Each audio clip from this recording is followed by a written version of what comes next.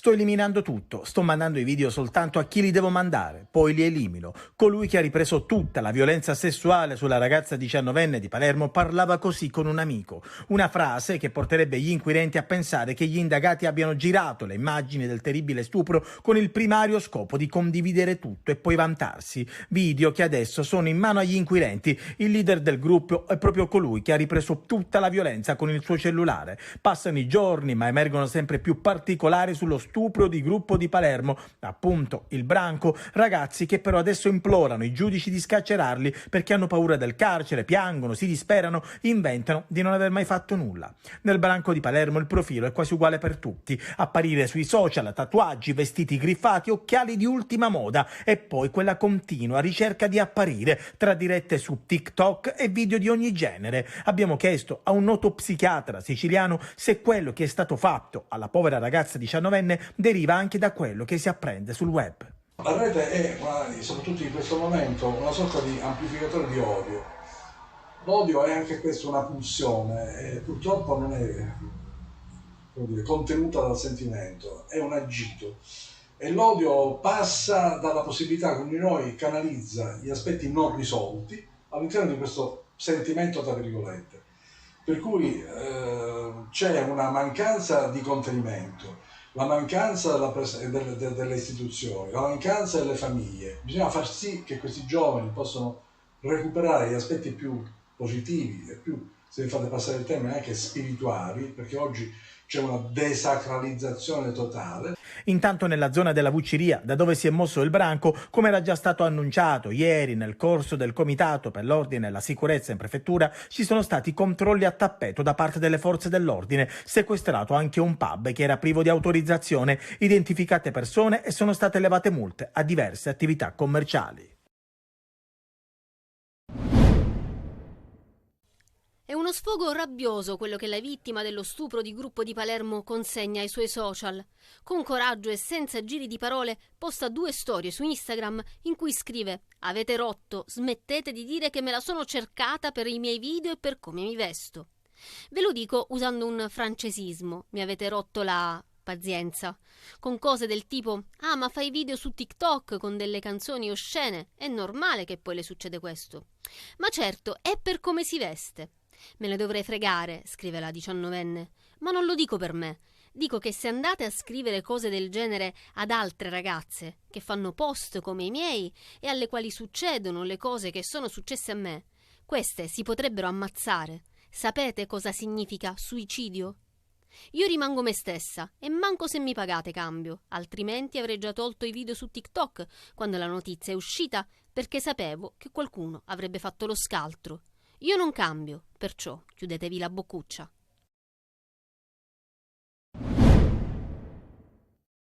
Giornata da bollino rosso sulle strade siciliane per l'ultimo weekend di agosto segnato dal traffico del controesodo. Lunghe code si sono registrate dalla tarda mattina fino al pomeriggio sulla A18, l'autostrada Messina-Catania, ai caselli di Tremestieri, e lungo la A20, la Messina-Palermo, nel tratto Villafranca, Boccetta e Rometta. Code anche in città, a Messina, per effetto del traffico agli imbarcaderi, con i traghetti in partenza ogni 20 minuti e le auto smistate in base all'imbarcazione che si rende prima disponibile. 8 le navi private in azione e 5 quelle della compagnia Ferrovie dello Stato. Sul fronte occidentale dell'isola, traffico sostenuto per tutta la mattina lungo la A29, la Palermo-Trapani-Mazzara, anche a causa di un'auto in fiamme. La situazione è tornata alla normalità nel primo pomeriggio, dopo lo spegnimento e la rimozione del mezzo. Un altro esodo di rientro in tono minore è comunque atteso per la prossima settimana, primo weekend di settembre. Intanto sul fronte del caldo l'allerta di livello 3, il più elevato, interessa attualmente 16 città su 27 capoluoghi di provincia, bollino rosso anche a Messina, arancione invece a Palermo e giallo a Catania. Il caldo continuerà anche per tutta la giornata di domenica, ma da lunedì è annunciato in attenuazione. La pioggia arriverà nell'Italia centro-settentrionale, mentre al sud e in Sicilia sarà soltanto sporadica, con precipitazioni locali, anche se le temperature scenderanno repentinamente anche di 7-8 gradi.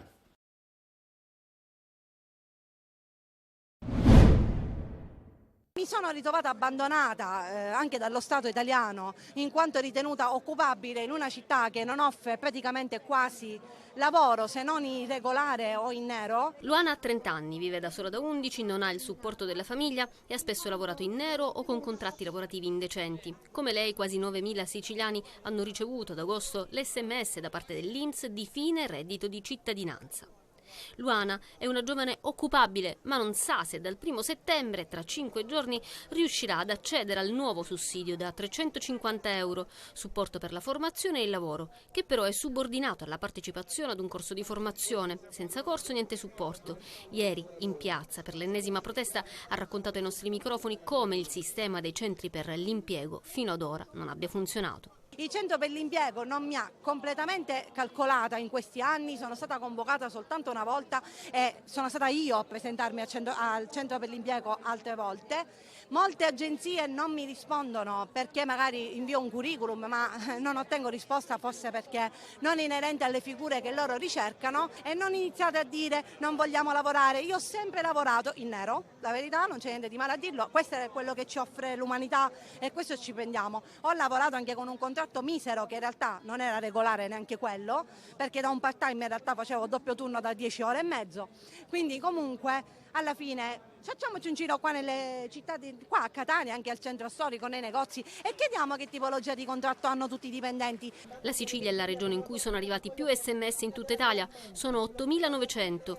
2.914 a Palermo, 2.222 a Catania, le famiglie interessate in questo secondo invio di fine agosto.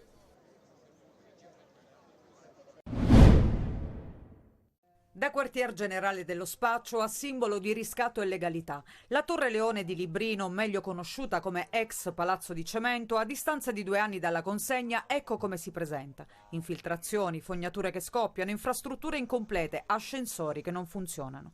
In questo stabile di 16 piani ci sono 96 famiglie, alcune costrette a vivere in pochi metri quadrati. È una vergogna presentare una casa di questa. Mio figlio ha 3 figli e 2 sono 5. Una casa che non possono neanche dormire, proprio piccola piccola. Quanti metri quadrati è questa casa? Ma sarà 50 metri, 48, non è che lo so. Tanti poi i disabili residenti e gli anziani che rischiano quotidianamente di restare bloccati per ore in uno dei 2 ascensori di cui è dotato il palazzo, l'altro è fuori uso, nonostante i vari sopralluoghi e le costanti denunce.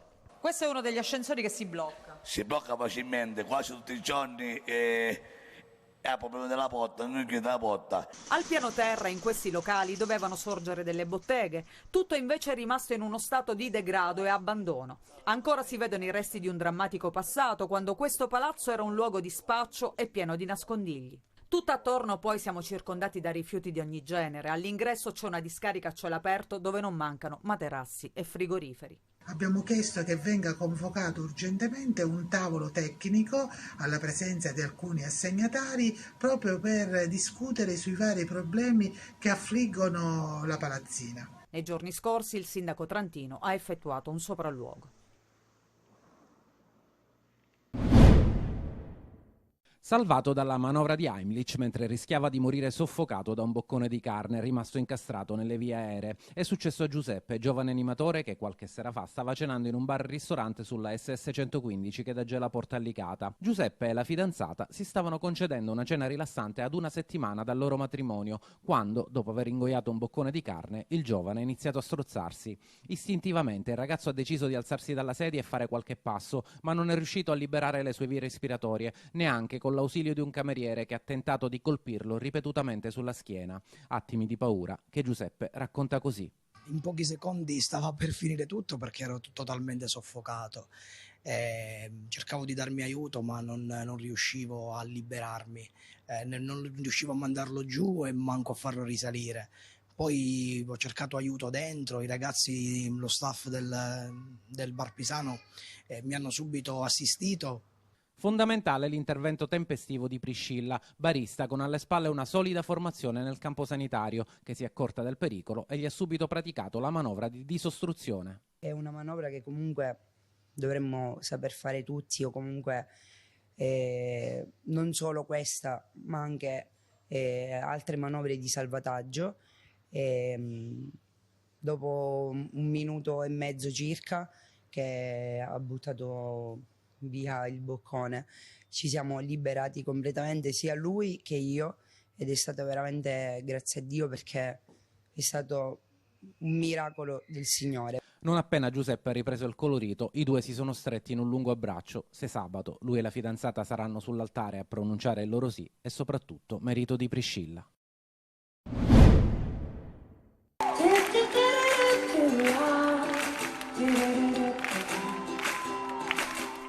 Musica ma anche polemiche. Per l'unica tappa in Sicilia, Levante ha scelto Noto. Le canzoni che si intrecciano al barocco e dopo qualche ora il post del parroco che denuncia le condizioni della scalinata della cattedrale in parte danneggiata. Nonostante tutto però la cantante siciliana ha regalato ai fan una strabiliante serata.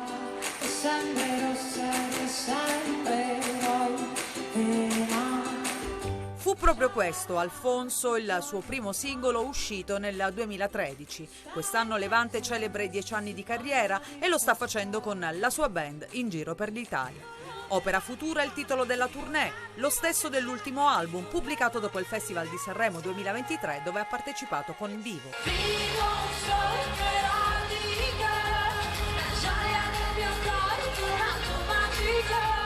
Tante le canzoni che ha condiviso sotto il cielo di Noto, un continuo salto tra passato e presente del suo repertorio molto apprezzato. Sei un pezzo di me.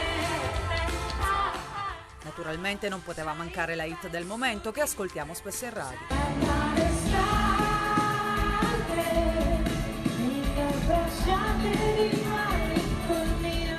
Anche se ormai è lontana dalla sua terra, Levante è nata a Caltagirone, la Sicilia la porta sempre dentro il cuore.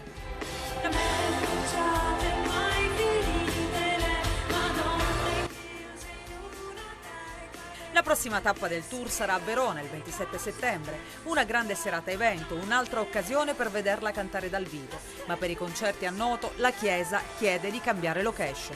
Il vescovo è molto amareggiato per quanto accaduto, scrive Don Maurizio Novello. Il teatro greco di Siracusa fu concepito per gli spettacoli, sottolinea, ma le scalinate della barocca cattedrale di Noto no.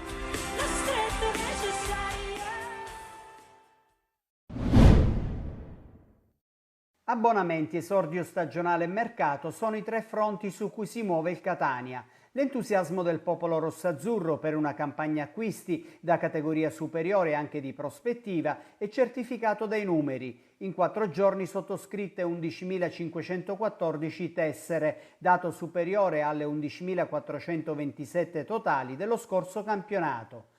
Mentre la squadra prepara l'esordio notturna venerdì al Massimino contro il Crotone, la società è impegnata al completamento dell'organico. Dall'uscita di Giovinco e forse di De Luca dipenderanno gli ingressi di un laterale destro, che potrebbe essere l'ex Calapai, e di un centrocampista, più Fabio Castellano che Giuseppe Mastinu, seguiti rispettivamente da Alessandri e Torres. L'altra siciliana di Serie C, il Messina, prenota Vincenzo Plescia per l'attacco. In uscita a Daga, forse rimpiazzato dal giovane portiere De Matteis, manca un terzino sinistro. L'ennesima politica a risparmio del presidente Sciotto passerà dall'esame del campo, ma è un roster con troppa gioventù e scarsa qualità.